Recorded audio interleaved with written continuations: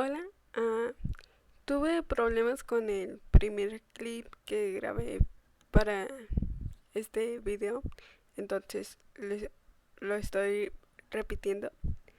En el clip comentaba que la siguiente película era la de Mi pobre angelito, un clásico navideño que yo vi en mi niñez, en la infancia.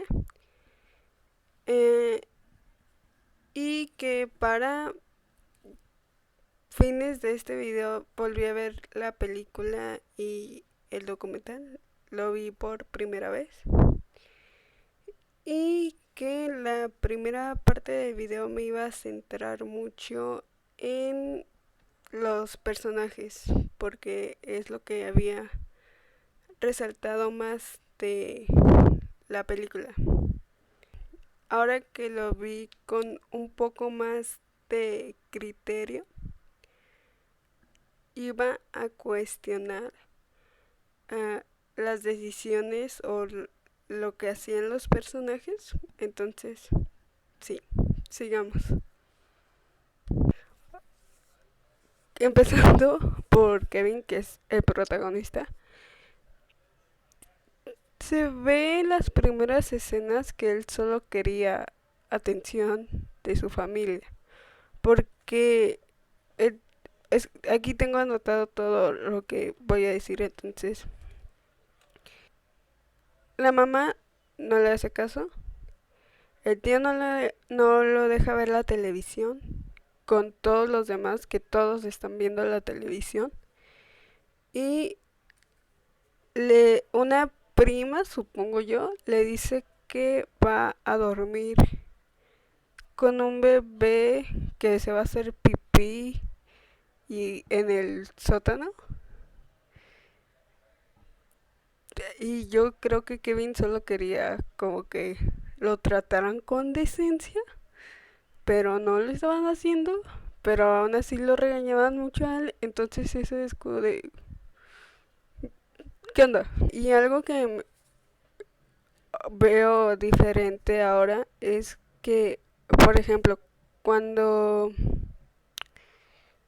cuando se hace todo este desastre en el comedor, cuando están comiendo la pizza y cosas así, le echaron toda la culpa a él. Pero fue culpa de todos porque todos son un grupo, ¿saben? O sea, por ejemplo, el primo se estaba comiendo su pizza, cosa que no debería de hacer. Le dice a la mamá y a la mamá eso le da igual. Ah, el tío es quien aplasta al niño chiquito. Eso no es culpa de Kevin, o sea, pero aún así le echan la culpa de que todo fue por su culpa. O sea, le dicen que todo fue por su culpa. Y Kevin que tuvo que ver con que el tío aplastara al niño chico, al niño chiquito. Ah, y el papá tira el refresco en las pizzas, en la mesa. Ah, eso no es culpa de Kevin, fue culpa del papá que hizo como esto y se tiró el refresco. Y, o sea, empezó Kevin, que en realidad empezó el primo, pero empezó Kevin por reclamar su pizza. Pero todos son un grupo y todos hicieron cosas mal, como para que solamente le echaran la culpa a Kevin. Eso es como... y cuando él solamente le quería que lo trataran con decencia. Luego, una cosa que observé de los papás y del grupo en general. Ah, cuando, cuando están por irse, que cuentan a los niños por las cabezas y así. Nada más, o sea, la mamá pregunta cuántas cabezas fueron y ya le dicen que pues están todos, ¿no? Que están todos. Y ella prefiere no asegurarse, o sea, entiendo que iban tarde, lo entiendo. Pero a mí, o sea, la mamá no se asegura que su propio hijo esté yendo al mismo viaje con ellos. Cosa que yo diría, como de, ¿por qué no te aseguras? ¿Y por qué no lo bueno, no lo despertó porque tenían prisa? Ahí sí, sí puedo entenderlo. Pero no asegurarse es como, amiga. Luego cuando ya están en París, la familia sigue comportándose sin decencia en mi punto de vista. Porque ah, pues la mamá entra en pánico y quiere hablar a su casa, cosa que es muy entendible. Pero llega a estos teléfonos públicos y la mamá y la familia le arrebatan el teléfono a una señora que estaba teniendo una llamada. O sea, ni siquiera ahí pudieron tener decencia. Fue como, démelo. O sea, la mamá llegó pidiendo el teléfono y la señora como de, no, estoy teniendo una llamada.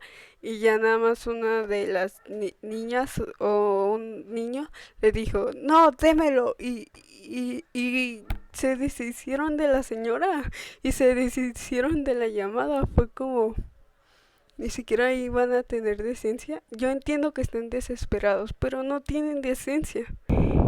Y luego el papá que va a preguntar por vuelos para regresar, quiere, o sea, le pide al recepcionista que, que le quiten a alguien el vuelo para que ellos puedan ir a su casa. Y es como, si un cliente ya pagó un vuelo y lo tiene reservado, no creo que se lo vayan a quitar. La película dice que lo hacen por desesperación para regresar con Kevin, pero ni siquiera lo trataron bien, o sea, ni siquiera lo tratan bien. Es como confuso que quieran regresar. O sea, no es confuso, pero porque quieren regresar, pero ni siquiera tienen decencia, es mi punto. ¿Cómo vas a pedir que quiten un vuelo ya reservado a alguien que probablemente esté viajando para ver a su familia? Porque son épocas navideñas. ¿Cómo se te ocurre pedir que le quiten el vuelo a alguien que ya pagó? Pues sí, en esta ocasión solamente tenía como comentarios de los padres y de esos personajes. Y esta vez que la volví a ver, como que dije, ¿por qué trata tan mal a Kevin si él solamente se quería defender? ¿Por qué no lo escuchan? ¿Por qué lo mandan a dormir en un sótano? ¿Y por qué no lo tratan con decencia simplemente? O sea, porque todos le hacen como bullying a él y es como, ¿no pueden tratarlo con decencia 5 minutos? Y por último, decir que yo creo y pienso que los padres deberían de pagarle. Ya ven que en la escena final, Kevin, o sea, un primo de Kevin, que se me olvidó el nombre, le dice, ¿qué hiciste con mi cuarto? Y los padres deberían de pagar todo ese desastre porque todo ese desastre Kevin lo hizo por sobrevivir. Listo, lo quería decir. Ahora pasemos a hablar del documental. El dato más interesante, o el dato que me pareció más interesante, ah, fue el primer dato que dieron, que fue que John Cutts fue quien había escrito el guión de la película, pero como no tenía tiempo para hacer la película, para realizarla, le pasó el guión a Chris Columbus, quien fue quien terminó realizando la película. Y que para Chris Columbus no era como muy muy navideño y por eso hicieron como pequeños cambios. Eso me pareció muy interesante porque si John, ah, si John Kutz, no sé si pronuncio bien los nombres, si no lo hago una disculpa, pero John, o sea, si la película lo hubiera hecho John Kutz, tendríamos una película totalmente diferente y eso es lo que me llama la atención. Es como, ¿cómo hubiera sido ese primer guión si hubiera llegado a la pantalla? El otro dato interesante es que los realizadores de esta película eran principiantes. Mismo Chris Columbus, el director de fotografía, eh, todos eran principiantes y esta película es quien, y gracias a esta película, sin esperarlo, ah, consolidaron sus carreras y eso me pareció como impresionante porque ni siquiera ellos se lo esperaban. Entonces fue como de, wow, no esperaban que fuera este gran clásico. Y, y eso me pareció como muy wow, ¿saben? Durante el documental estaban como hablando, obviamente estaban hablando de la película, pero estaban hablando de el papel que tenía Kevin en la película y dijeron algo bien bonito, dijeron que él era el rey de un castillo, que el castillo era la casa y que él era el rey y por eso protegía tanto la casa de los ladrones y eso me pareció muy lindo, fue como llevar algo trágico que es un robo con un niño en casa a un mundo de fantasía, o sea, fue muy lindo, o sea, creo que tomaron en cuenta la inocencia y la creatividad que puede tener un niño y eso me pareció muy bonito, como que es una clave de la película, ¿saben? Es, fue muy bonito que dijeran eso.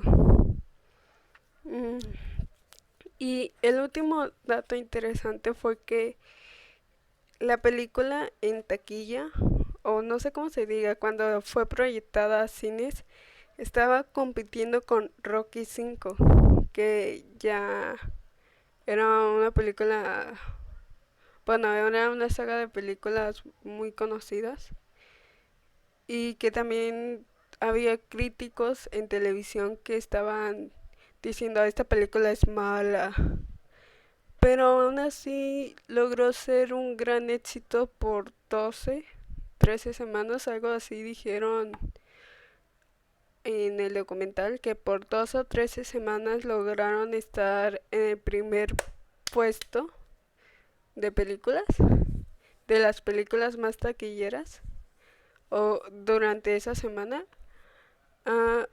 Me pareció como, wow, o sea, ¿saben? Como que todo este documental me pareció wow, porque no se esperaban el éxito, porque quisieron transformar lo que sería una película de terror en una película divertida, con una inocencia infantil que les funcionó hasta la fecha y que sin esperarlo hicieron un gran clásico de la infancia de muchas personas. Eso es wow. Y Y es como describiría a este capítulo de documental. Wow, como qué impresionante.